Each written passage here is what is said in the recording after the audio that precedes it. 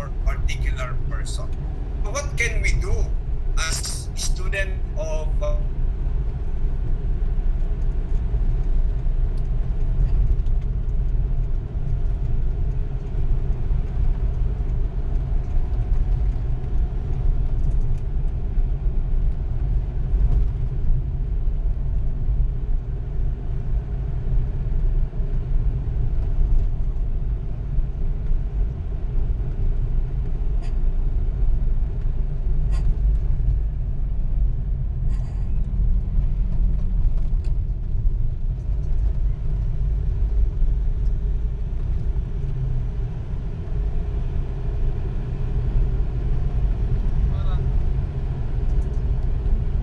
Parang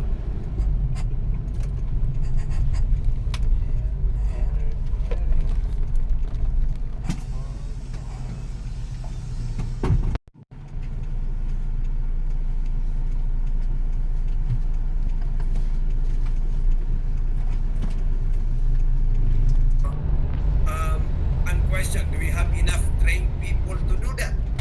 Sabi ko nga kanina, hindi natin kailangan mag-aral ng sa medical school to help because our role is to provide also what we call the first aid, that which I will talk about it later on. No? So, according to the study, ito yung isang aspeto na nakakalimutan i-handle when something happen. Okay? So, overall, when you talk about crisis, it triggers or worsen a particular situation. If you are experiencing anxiety, depression, and marami tayong relatives niya, no? Even yung mga loved ones natin during the COVID-19, no? PTSD and stress reaction or acute distress. So these are all situations na pag hindi nagkaroon ng intervention, it will lead a different type of behavior. So what will the result of that behavior? Sometimes, or most of the time, associated to that is what? Commission or development of crime. O tama Adelpha, no? In natin inaagawan ng trabaho yung mental health professionals. Our role is to observe potential mga demisal, right?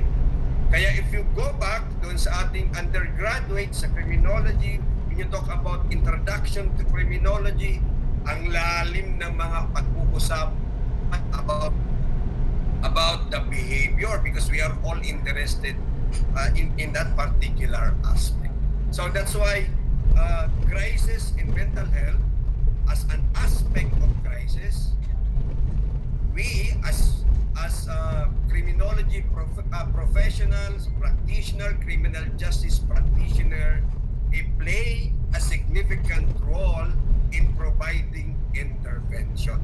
That's why this particular course under the master's program, this is very significant and very important, gentlemen and ladies, yung crisis intervention to appreciate.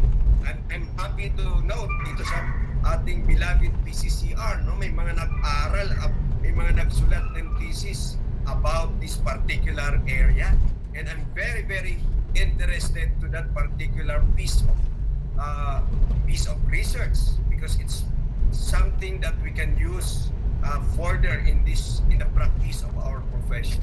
Okay, next slide, please. So, talking about understanding the crisis in mental health, please provide, ma'am, everything. Hindi ata mabasa. Sorry. So, we'll talk about the psychological impact of crisis. Can you see the text? No, you can. Okay. So, yeah, thank you, sir. Okay. Anyway, bibigyan po kayo ng copy of that presentation. So, the slide says, psychological impact of crisis. So it's in a plural form. Yung mga picture, kilalang-kilala nyo yan, yung Typhoon Haiyan, no? Yung Marawi Siege, yung ating COVID-19. No? If you want to strengthen your appreciation about this psychological impact, you can also do further reading. Yan nasa baba, no? The psychological impact. So, specific siya for epidemic, pandemic, but it will also contribute your appreciation dun sa ibang aspeto ng crisis. So it says here in the psychological impact of crisis, gentlemen and ladies, it says here is one of the impact is reaction, helplessness, confusion, and trauma. When you experience any of the three or any other crisis, there is always an impact related to traumatic situation, helplessness. You need help. So what other impact? These are also depressions. So pag may depression, what do? Sometimes you abuse substance or substances. Pag sinabing substances, we are not talking those illegal or illicit substances. Alak is the most, yung alak is the most abused recreational substance. Kung tawagin natin, yun yung way or outlet natin. And unfortunately, during crisis, one of the impact of this psychologically is for the women, children, and the older people who are considered to be the most vulnerable people. They are the most vulnerable people. Kaya pag responder ka, you want to provide a listening ear to those affected. Ang unang pinupuntahan, iniipon yung mga buntis, yung mga nanay, yung mga elderly, yung mga bata, because mas malaki yung psychological impact sa mga taong ito. So that's why they are considered as the vulnerable people that will suffer psychological impact when something happens. So when a particular person experience a crisis, dalawa lang ang pwedeng puntahan yan, Sir Alejandro, no? Either you go to the positive side or you go to the other side. Okay? The positive side, maybe you mingle with people, you join the Bible study, a support group, you listen to good music. Ito yung mga good side. The other side, this is the most frequented area na pinupuntahan. Iinom tayo, will go somewhere, it will alleviate your feeling of helplessness, your being lonely. So doon tayo napupunta. That's why there is an explanation in terms of stealing, shoplifting, at least from the perspective of shopping mall operation in the mall that we operate. Marami kaming nahuhuling magnanakaw. Hindi talaga sila typical na magnanakaw. What's the reason? When you interview them, they experience emptiness. They experience loneliness. Yung mga experiences niya, yung pinapaaral na anak, kabuntis, iniiwan ng asawa, yung kanilang outlet, instead na good thing, dito nila kinukuha because it will give them the lift and the appreciation that ang galing ko. Kaya pag nakalusot sila doon, that's their vitamins already. So, moving forward from understanding the crisis, from understanding the mental health and its psychological impact, let's go to the next slide, Ma'am Jaya. Yan. So, who are those vulnerable people or populations? So, overall, if you observe, yung nandiyan na tatlo na hindi natin makita, gentlemen and ladies, these are only picture. No? These are only picture. So, one of the vulnerable populations, according to the World Health Organization 2020, number one is displaced communities. Displaced community, hindi naaabot, no? Hindi naaabot ng tulong, hindi naaabot ng gobyerno. That's why non-government organization help is very important. Who are those people? Those with disability and low-income groups. So doon sila pumapasok. Kaya may mga programa ang gobyerno, even the international community, may programa sila about cultural sensitivity. No? Be sensitive to the need of the people. Kaya tatanungin si Ma'am Agnes, ano ba ang mga cultural sensitivity program nyo? Tatanungin si Mark Joshua, ano ba ang mga cultural sensitivity program ng kunwari ng PNP, ng DSWD or any government agencies in the Philippines or international group. So we call that yung pag-abot sa mga displaced communities, pag-abot sa mga disabled people, those who are poor people, ang tawag diyang cultural sensitivity. So be sensitive enough because these are the most vulnerable. When they are vulnerable, they can think of something. Sabi niya, is one snap of a finger, pwede papayag na sila. Papayag na sila na may gagawin. Kasi vulnerable ka. Parang pag-ibig yan, Ma'am Adelfa, di ba? Your heart is vulnerable. Kaya may kantang, vulnerable heart. Bakit ka vulnerable? Vulnerable ako sa mga gwapo at magaganda. Ibig sabihin, madali kang bumigay. So vulnerability is the name of the game. Vulnerability. The second vulnerable people is itong higher risk mental breakdown due to limited access to services. Anong ibig sabihin nito? In the international community, we call that, Ma'am Adelfa, inclusivity. No? People tend, when they experience crisis, people tend na maawa sa sarili, maawa sa pamilya. No? Pero pag ang government, a non-government organization, a practitioner like us, no, aabutin natin sila and you will regard them as as people who are they deserve help. You will uplift their spirit. Ang tawag doon is inclusivity. They feel inclusive. I am important to the community. You get them involved in all the activity. That's where it will uplift their spirit.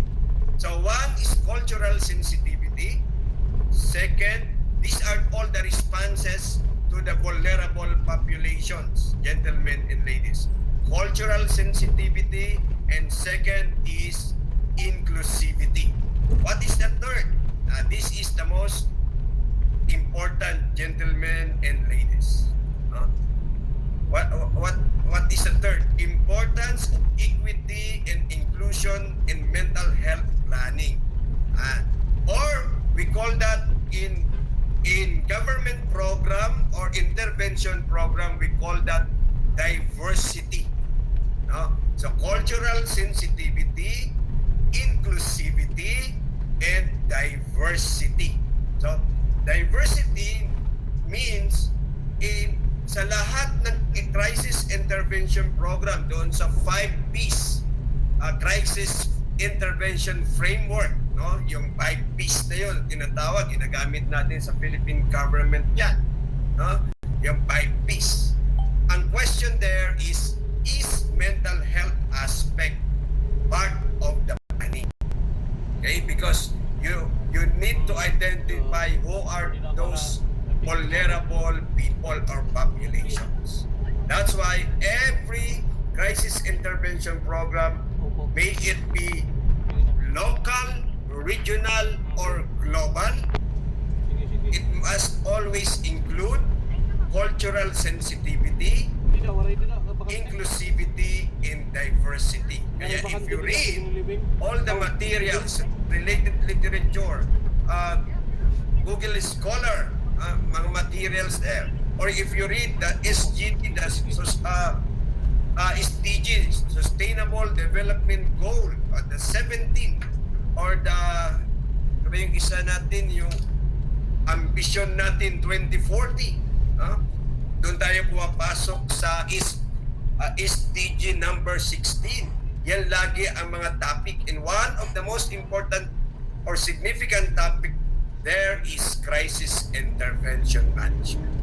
So we as PhD gentlemen and ladies, we are trained to open our understanding appreciation not only in the local setting but in the global perspective. Okay? Global perspective. O, may tanong si Sir. Can I entertain your question after this one? After the presentation? Okay. Hindi ata tanong niya, parang expression of hindi naman sentiment. Comment, no? Alright, let's go. Thank you, Mr. Angelito. Next slide, Miss J. Right. So, this is the first aid.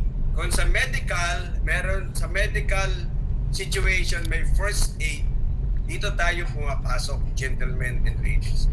As criminology or criminal justice professionals, this is where our contribution can be observed by applying psychological first aid when a person is experiencing a crisis, or we call that PFA. So you can read the material, or you can read a lot about psychological first aid. So this is widely used by the World Health Organization and International Committee on the Red Cross and other humanitarian agencies when they respond to a global situations affecting maybe humanities. So what are those sorry, hindi nakikita pala dyan. What are those first aid that we can do? First thing there is evidence-informed approach to support individual in crisis. Evidence-informed. Anong ibig sabihin ng evidence-informed? Of course, tayo mga nasa PhD, lagi tayo, for us to be able to examine, interpret, and analyze a certain phenomenon, we always base our interpretation, our recommendation, our conclusion from pieces of evidence. So kailangan may mga situation or may mga statements, may data, may mga gathered information for us to provide the right psychological first aid. So that's one. Second one is our role is not intrusive, non-intrusive and practical care, but practical care support. Ang ibig sabihin, what we can do only is to understand the situation of these people. Talk with them, listen to them, provide if we can do something, but not to give you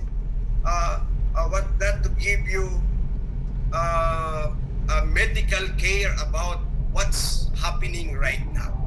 So that's why first aid is very important. We talk to these people. What are those intervention? We need a medical ang kailangan ito, so we need to give. We need to help these people, so we can refer it to the right people. That's our contribution to mental health intervention, because that's only one of the aspects in crisis intervention, gentlemen and ladies. Yes, sa mental health, sa pangatlo, offered trained responders, not necessarily mental health professionals. So it's very clear, no? Our presence as as a criminal justice practitioner is not to offer mental health advices or